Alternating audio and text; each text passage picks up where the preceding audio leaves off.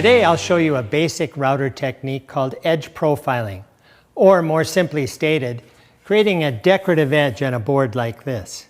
There are a wide array of router bit profiles available at your home center or woodworking supply store. We'll be making a cut using this OG-shaped bit, outfitted with a guide bearing.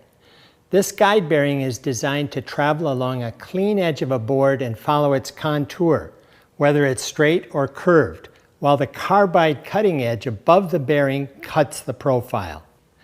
With the router unplugged, slip the bit into the collet and push it all the way in. Then lift it back out about 1/8 of an inch. Tighten the collet nut.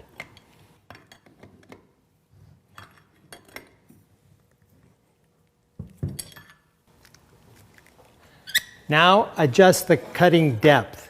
It's always a good idea to remove material in multiple passes rather than trying to hog off the whole profile in one pass of the router.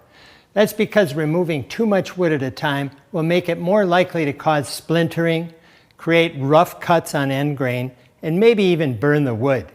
Depending on the diameter of the bit and how much wood you'll be removing, you may need 2 or 3 passes.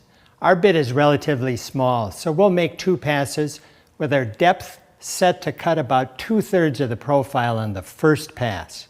You'll need to keep the workpiece from sliding around as you route. I use a non-skid pad designed just for routing. Always begin with eye and hearing protection.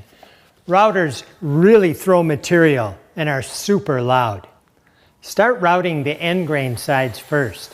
This way, if you get a little tear out on the corners, they'll get cleaned up as you route the 2 other sides that have no end grain.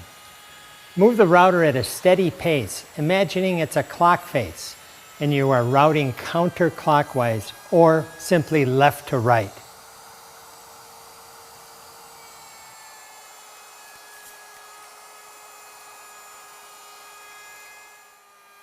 With the first pass finished, reset the depth and then route the final pass.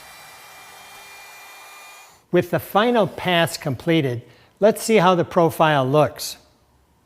Looks great.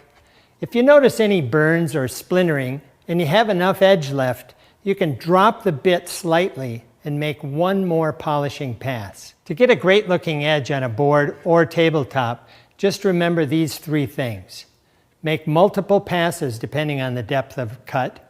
Use a non-skid pad to keep the workpiece from moving. And route the end grain sides before routing the sides parallel to the grain.